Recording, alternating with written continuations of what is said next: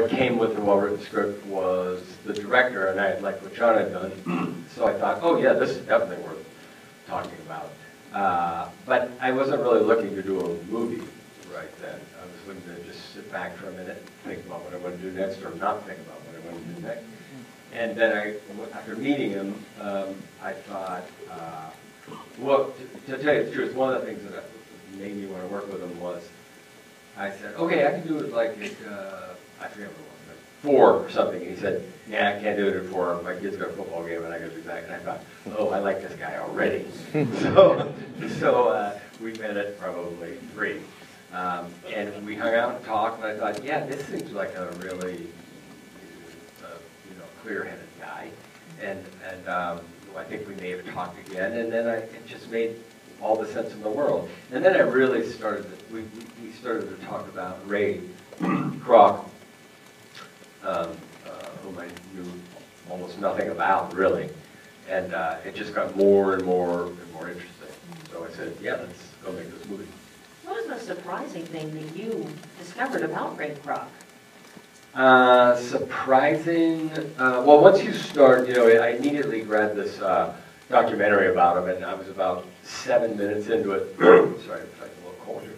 And I thought, I got it. I mean, I had almost all of it, almost in terms of what I needed, the basics. I said, I kind of know, and then I read some more, and I looked at some more things.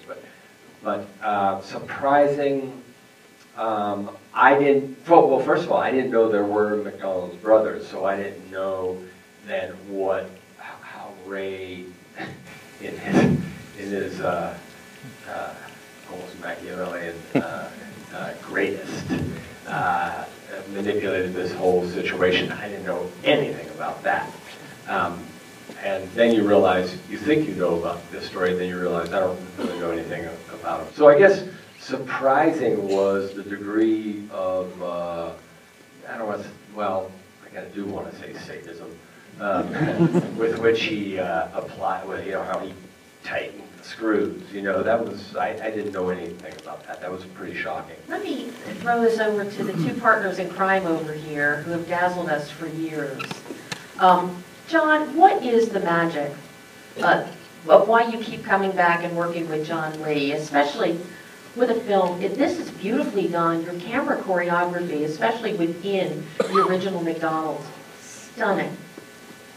Thanks. I mean, look, he's got great taste in material, and that's, as a cinematographer, you're always looking for good material. And there is work out there, but it's nice to be able to do something where you own it in camera. I mean, I never do big budget movies with John. I always say to him, well, when am I ever going to get my regular salary? And he says, I'm keeping you relevant. But also, which is true, but again, this movie was made, what, 33 days? 34 days. This was done very economically. And I think, Michael's a great dance partner, and John and I work very well together. And you sort of, in the morning, say to Michael, any more to the right, it's 2015. Any more to the left over here is 2015. This is 1954. Whatever you want to do within this, we'll figure it out. But and it's just it's a very creative way. But you're always starting with just great material. I mean, if you've got a good script, everything else is really just choices and taste.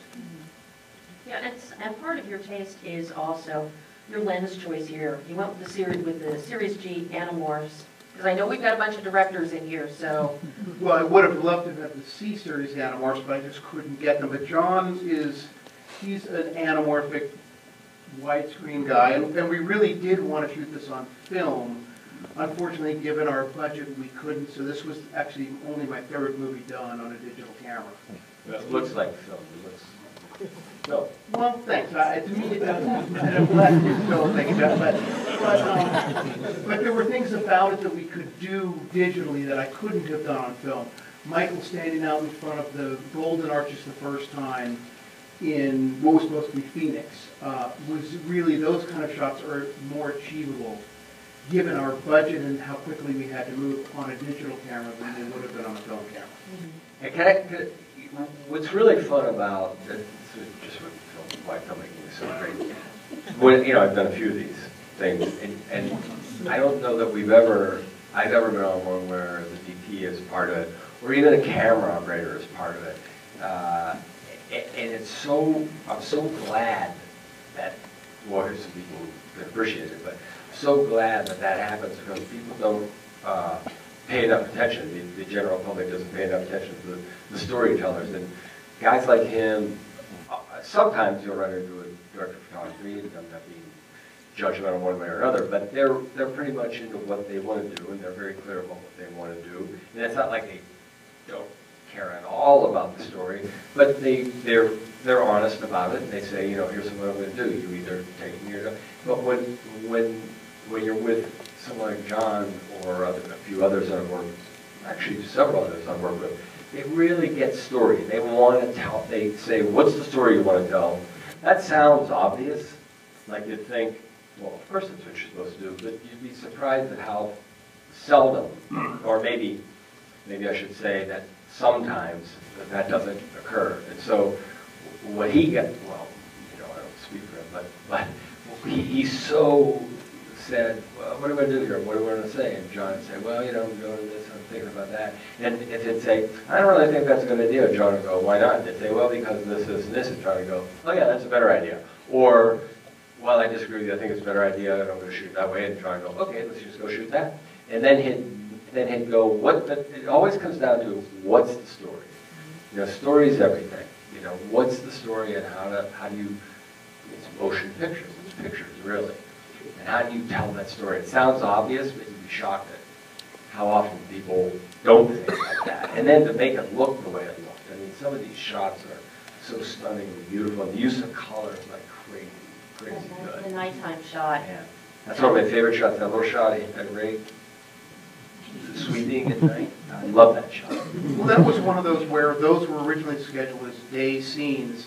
And as we were building the gun, I said to John, I said, this thing is going to be a little jewel box at night.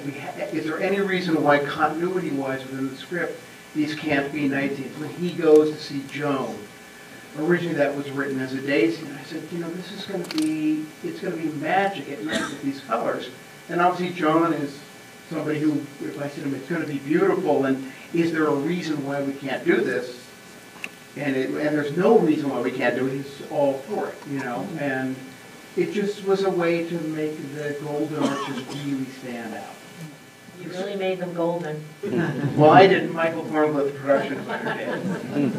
What is this? Every man in the latter part of their life, you know, there's a theme I see developing here with the stories you like to tell. Maybe I'm in the latter part of my life. They're all finding success in the latter part. So. But, no, but I know what you're saying, and I think there's the thing about the script to me that really struck me as different than anything I'd ever read before was that I had a rooting interest for Ray Kroc in kind of a Horatio Alger kind of way in the first half of the script, and then things started happening that I wasn't necessarily on board with. I would have handled that differently, I think. And then by the end, there were things where I go, oh my God. And by the end, I kind of felt complicit in his journey, and it made me feel just a little oily. And I'd never had that experience before of having, you know, the good guy kind of become the quasi-bad guy, all in one character. And so I give credit to Robert Siegel for that. And I thought, well, this is a really tough one to pull off, and so that ought to be a good enough reason to try. Well, now, because we do have limited time, and I want as many of you to ask questions as possible, we've got a surprise for you now, John. McCabe, where are you? Right here. Your young actor, McCabe Yanni, is here. How are you? It's a little different than, were we in Noonan or Douglasville with you? Noonan. Noonan. Yeah. Okay, so what question do you have for any of these three gentlemen? Mr. Keaton, I had a question. What advice would you have for young actors like me to be like sitting where you are one day? Get out of Noonan. No. Actually, I don't believe that. I'll tell you what I think. I think you have to be willing. I'm not sure I'm the authority on this, but the one thing that consistent when people ask me this is, be willing to look foolish at the drop of a hat. Don't even think about it. Don't even think about it. Be willing to make mistakes. If you can find a stage that's 6 inches high, you know, anywhere, and you feel like you want to get up and play or to perform on any level, any opportunity you can do it, because you're going to just keep getting up, and people are going to make judgments, and people are going to say you're great, and maybe inaccurately say you're great, and then sometimes tell you you're not so great. And the sooner you can just man up and get tough and say, I can listen to anything, and keep a single vision on what you want to do. Don't look down, don't look back, and just keep on doing it. But don't stop. Don't be afraid. You know, don't be afraid of making mistakes. Make as many mistakes as you can. Trust me.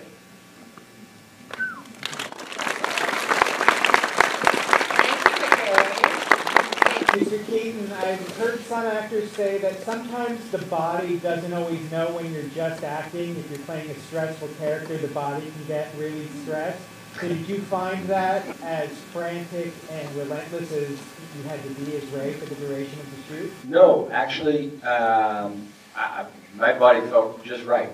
You know, that kind of, well, as soon as I heard his voice and I saw his attitude, no, I felt just fine about the way he walked and moved. In fact, my fear might have been that I was overdoing, and I think I did some occasionally. You know, John let me go over the top sometimes and tone it back down. You know, the accent and all that, the attitude, because it bordered on, well, it bordered on comical, and to some degree, I kind of wanted some of those moments to be comical. And he and I talked about, you know, some of this is. It's kind of funny, but you have to watch that you're not doing a send-up of what this is, you know what I mean? And no, that's interesting you notice things about that, because I always, there's a real physical part to everything, I think. You know, I just either just let it inhabit me, or I consciously make decisions about, but you know, he was so, you know, people talk now about the expression lean forward, he was so forward. I'll tell you, there's a lot about this guy that I really admire. I'm gonna tell you. You know, I don't admire. When it crosses over into the greed and sadism and all that, not so much. But in terms of saying I'm driven, and there's something I want, and I love that he came from nothing. And he said, I'm going to make something of myself. And he did it from the time he was young. He was a teenager. Dropped out of school twice, I think. He tried to go back, and you know, his parents said, you better go back to school. And then he went back and said, no, I really know what I'm going to do on it. I'm going to get into business, and I'm going to be successful. And for that, I think I'm good. I'm down with that. I'm okay with that. It's when he turns the corner that, you know, I'm not crazy about, but that's the story. And the thing, I know we have a short amount of time, so I'll make this quick. I don't want the evening to go by without saying this. When I said to John, it wasn't the first sentence out of my mouth, it was within the first 10 or 7, I said, look, here's the one thing I'm not going to do.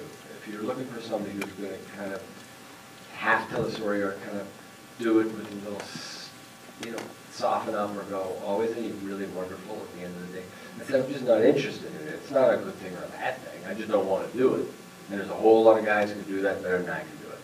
And I'm not going to do it. And he stuck to it, and he had the balls to do it. And this is the movie we made.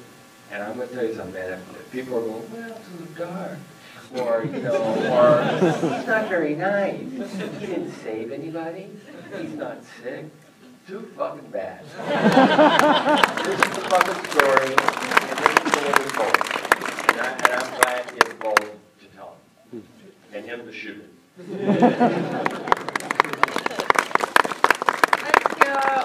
Something about me, I thought it would be kind of like a propaganda piece for McDonald's, long product placement. But the fact is, it's quite nuanced, I felt. And the question I have is, how did you secure the rights to make the movie for McDonald's? Well, the first thing is if we'd had product placement, we would have had double the budget, which would have been nice, but then we wouldn't have cared for the movie quite as much. My first question when I came in to interview for the job was, can we do this? And they said, yes, we can. And it comes under the fair use doctrine. When you have a historical element to a story you're telling, you can recreate branding, iconography, all those kinds of things. But you have to do it exactly. So Michael Cornblit and Daniel Orlandi and these guys with cups and hats and everything else had to be exact. And the octagon, not so much that, but especially the golden arches had to be as exact as possible to the branding that was in place in 1954 because of the historical element. So we always had that sort of Damocles hanging over our head. So that's a real credit to Michael. But that's how we were able to do it. The McDonald's Corporation, to their credit, they're smart people. When we were about to go into production, they had been asked for a comment, and their comment, and I'm paraphrasing, was something like, Ray Kroc was a fascinating and interesting man. It doesn't surprise us in the least that someone would make a movie about his life.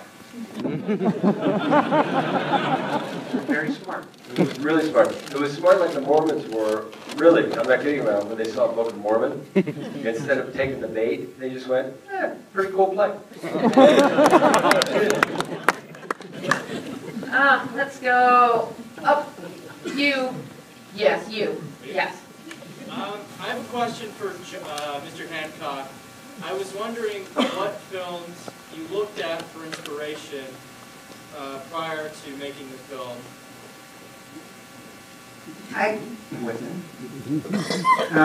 Well, you know, I don't know. I mean, a lot of times when I'm doing a movie, we will, as a crew, watch a movie. We did The Rookie, we watched Last Picture Show together, the entire crew. Yeah, and HUD. And HUD, yes. For this one, more than anything, I kept thinking about, I didn't show it to the crew, but I kept thinking about whether it's Ace in the Hole or different Billy Wilder films that have kind of a pace to them that is completely entertaining and light on the surface. But the more you look at it, and we talked about this a lot, the more you look at it, you go, man, there's a lot underneath. But it has kind of almost a pastry topping in terms of the pace of it, and you go, this is funny, and this is interesting, and this. And then when you think about it, there's complexity to it. I think Billy Wilder is probably the best at that. But For sure. There have been a couple of reviews that, John and I talked about that, but there are a couple of reviews that are so gratifying to see people mention the kind of slyness without being self-consciously sly, you know. it's not a movie that wears its importance on its sleeve in any way, and that was we said, God, that would be the death of us if we tried to do that. And so much of what makes it work also is Bob Fraser's editing, which is, it's flawless in terms of its pacing. He did a very beautiful job, and he's a guy, Rob Fraser is the editor, and he's a guy who looks at, like John, as a cinematographer, looks at character and story first. Rob Fraser, the editor, looks at character and story first. He's pulling and culling bits of behavior a lot of times. It's not even about the words sometimes. He goes, I like the way he scratches his cheek. And I go, that says more than the line right there. You're right. And so he was a great partner in the editing room. And Michael and the wardrobe, every department was so, 34 days. I mean, that's pretty impressive. Yeah, I mean, Daniel gave you that lovely blazing tie to wear. He did. It went really well with the 5-spindle mixer you had to carry. Right over here, gentleman right there. Oh. You in the blue sweatshirt? Yes. Yes. Okay. I was just wanting to quickly ask about the kind of detail at the beginning of the leg up on the car, because that's just I love that detail, and I feel like it told so much about that character, and what was the story behind just that detail? You mean? Yeah. You mean when he's at the trunk? Yeah, when he always lifts his leg up on the trunk. Well, one thing was I was playing the weight of well, I don't want to be too accurate here, but I figured, man, how many years has he been carrying these around, and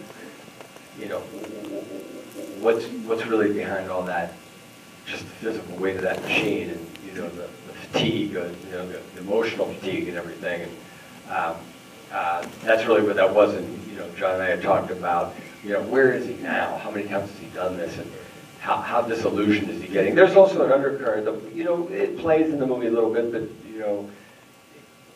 he had been knocking it back pretty good here and there. He wasn't, I don't know that Ray Kroc was ever flat out a hardcore drinker, but he drank quite a bit. He was drinking while he was working, I think. And so there was all that he played, that physical stuff, which I always like. I think stuff like that. The first day when you pick the thing up, you go, damn, this is heavy. We go, no, it's Sisyphus in the rock. This is it. That's the first act of this. Totally. Keep pushing it uphill. Yep. Well, let's face it, to get funded for a movie, and to get a movie out there, and we get in theaters, and hope that people show. That's a big risk for a lot of people. I totally understand that. That's not my issue, though, as an actor. My issue is how do you play the guy, the person. And so that was one thing I just wanted to make sure, and I was really honest. I just said, I'm okay with it if there's another take on this.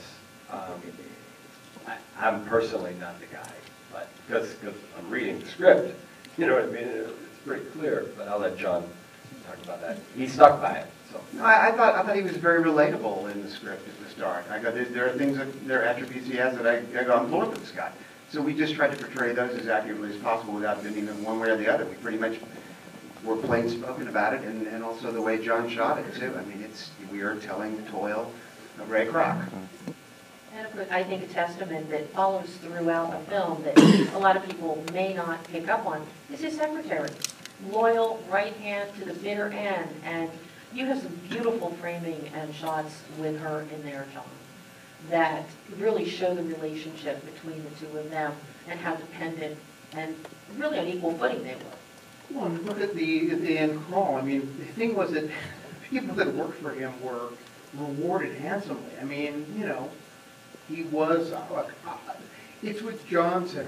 I read the script and I thought, wait, am I supposed to like this guy? Or there was an ambivalence to it in which you walk out of the movie and there's a part of me that wants to become a vegetarian. There's another part of me that wants to go right over there and get a Big Mac. And it was a strangely wonderful script in that way. And then, look, you do a movie like this, Michael has 5 wardrobe changes a day. I mean, this is the part that you don't understand is that we're doing 5 or 6 scenes a day in Atlanta in the summer. Right, so first of all, we're outside. It's like, is he a Schwitzer? I mean, is it Robin Williams? And all of this is how much we've got 12 hours a day to shoot. We don't have money for overtime. We got to. So a lot of the decisions are made out of Practicality. Desperation and practicality. But I will say this because Sean and I did this on The Rookie, and I think when you don't overthink things and you work from your gut, from your subconscious and your instinct. And we prep very well. It just is, it works. And there's, I think in the 7 hours of movie running time that John and I have done together, there are 4 scenes that we have shot that haven't been in the movies. I think there's only 1 in this film that we did. It's not in it. There was 1 in Saving Mr. Banks, and maybe there was 0 in The Rookie. Wow. So we're economical not because we're brilliant. We're economical because we got 34 days. Yeah. You've got to be clever. And he and I will say, like, okay, here's what we're doing, and hey, I can do this very simply this way. I mean, it is part of the magic. If you have too much time, you lose sometimes a lot of the kind of energy. I know what I love about Michael was Michael liked to move quickly. I move very quickly. So there was and John does. So the 3 of us together were, let's go. Okay. Michael would change on set. Who's that? And also in Atlanta, the weather changes so fast. So they're like, oh shit. Disconnect the generators as the lightning storm coming in. There's the parts of it that you don't have in Los Angeles. It's really nice to be. This has happened more than once, not a lot, but more, where everybody just goes, okay, we know what we're making, let's go make this thing, and really good crew, and everybody just jumps in. It's just a really nice feeling when everybody, it's the ultimate, I keep saying, the ultimate team sport in the making, for sure. And you really were part of a great team. Really good, really good. Yeah. I just want to congratulate you, Michael, on such a great performance. Thanks. Really being Ray Kroc. In the late 70s here in Los Angeles, and I had the opportunity to meet Ray a couple of times and got invited to a birthday party for Ray at the corporate office on Wilshire Boulevard in the old Tishman building. Anyway, Ray did not want to talk about McDonald's on that particular birthday. All he wanted to talk about were the San Diego Padres, which everyone knows he owned for quite a long time, and he did such a great job. Thanks. Didn't he? Isn't it true that he came out? I think he had a couple of pops, and he came out when he owned the Padres and came out. He got on the PA system and tried the apologized or something. Yeah. Yeah. Yeah, that's kind of great. Not as great maybe as Ted Turner going down and managing, but pretty great. Also, here's a quick story. I was in New Zealand and I ran into this guy from Chicago. Then he starts talking to me. He's elderly man, and I'm about ready to leave this place where I was staying. And he said, "What do you do?" or something, and I told him, and I said, "Well, what are you doing now?" And I told him the movie that I've just done. And he said, "Really?" He said, "I handled Ray Kroc's prenup." and I was about, I think I had to like leave or go to the airport or something. And I was like kind of in a hurry with bags. And I set my bags down and I sat down and go, "All right, I gotta hear this." I said, "Oh my God, how long did that take?" And he said, "About 15 minutes." I was ready for months and like injuries, and now we figured out we hammer out about 15 minutes. B.J. Novak pointed out, he said it's kind of two different sides of capitalism. And I agree, it's kind of a very American story, but there's the one part of capitalism which is have the best idea, work harder than everybody, and then you have, in the third act, it's kind of get good investment bankers. You know, and so it's kind of two sides of the same coin. So absolutely, I mean, when I read it, the first thing I thought was, and I've said this before, I said, this is Death of a Salesman with a different ending. Willie Loman takes over the world. So, I mean, it felt like that to me. Also, you know, this is a classic bootstrap story, and this is an immigrant. You know, there's little moments in this that I love. One of them is him, that shot, that beautiful shot, man, of, you know, arches that's late at night. He just little Ray down there, sweeping up, making sure the place looked good. He said so much, you know. Some movies are so great, but also, you know, at the end when he talks about his name, you know, I know, I wasn't ready for that, you know, that, I mean, that, it's not self-loathing, but here's a guy who said, my name's nothing, it's from Eastern European, that, you know, no one takes those people seriously, you know, the name is that. I love that, because I love immigrant stories. I just fucking love immigrant stories, and this is as American as you get, man. This is free enterprise. This is, you know, it's a classic American story, the good and the bad, you know. And you say what you want about this guy did it on his own. His dad didn't give him anything. And by the way, I've known really, really rich guys who inherited money, and they worked really hard to keep that fortune going. And that's you know, that's not an automatic that you're a lazy dude if you inherit. But this guy didn't have anything, and he made something of himself. You know, that's why it's so interesting that he would go to that extreme again, you know, to keep tightening the screw, and you don't have to, you know. I don't get that. Another guy likes to tighten the screws. 5 minutes, guys? Or? Oh, we are out of time. It's John's fault. It's John Lee Hancock's fault. You guys can stay. I'll come to the DPA. No.